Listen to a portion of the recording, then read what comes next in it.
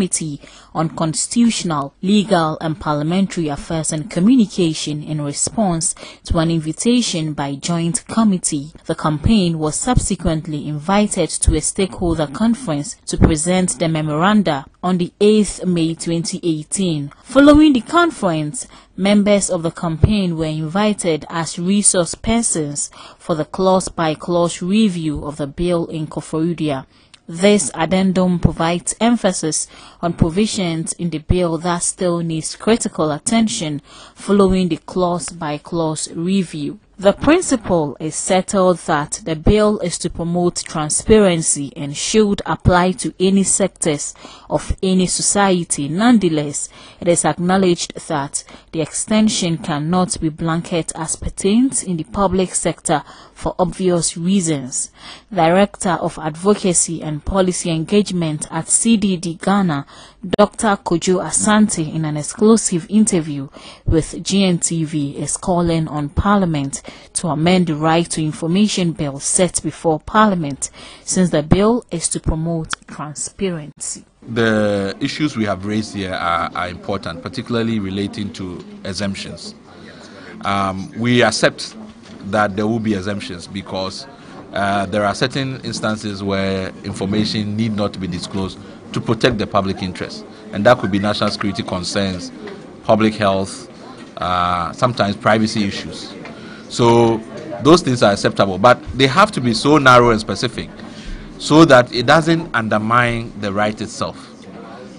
So what we have raised are really relating to those things, because we think Clause 30 in particular, which basically is trying to make this blanket exemption to all kinds of information within the public service or public institution, really does that. It undermines the whole essence of the right to information, and that has to be addressed.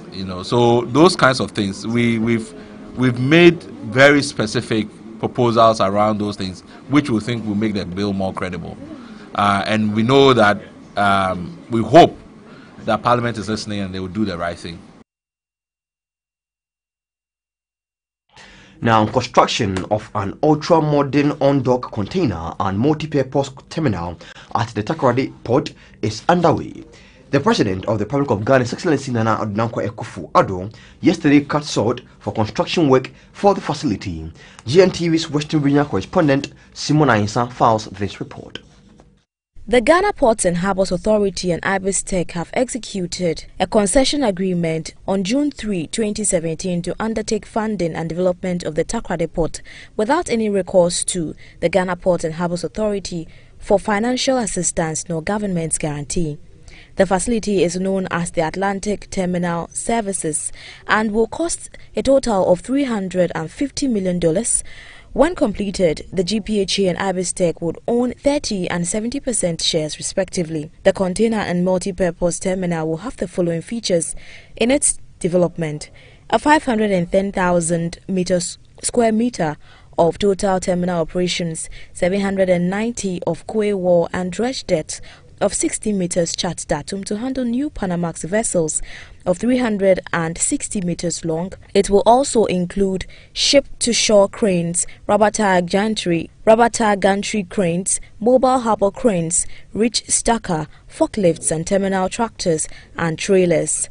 President Nana Addo Dankwa Akufo-Addo, who was at the sword cutting, expressed satisfaction with the collaboration in improving the capacity of the port. He argued that expansion and modernization works at several African ports must compel Ghana to do same to meet global competitive trends and operations. The President further is convinced that the drive by local enterprises and state agencies is evident of the dream of building Ghana beyond aid. The project of Ghana beyond aid is within reach.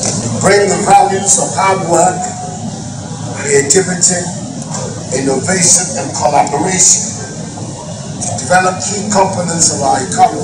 We can reach the goal of that self-reliant, prosperous Ghana that was the dream of the founding fathers of our nation. Along that path, I think all of us will remember this day at this event as being one of the significant signposts along the path of the Ghana beyond it. For his part, Minister of Transport Kweku Ofori-Esiama contended his ministry has been very responsive and proactive in seeking development of Takoradi Port to meet global and competitive standards. He averred Abistec's intervention is exemplary and therefore urged other local firms to follow suit in the development of the country. He also hinted that a €150 million dry dock project will soon be undertaken at the Takoradi Port as part of the port expansion projects this year. Another project which will soon come on stream as part of the Takoradi Port expansion project is a dry bulk project which through the World Bank facility can be able to secure an operator. The negotiation is almost at the tail end, and I can assure you that from August, Sea Invest is going to invest about €150 million as part of the development project at Takoradi Port. Mr. President, the container and multipurpose terminal project will involve the movement of heavy-duty trucks carrying construction materials during the period of construction.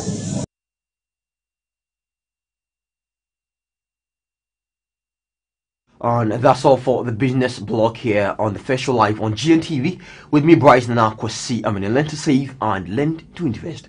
Have a good morning.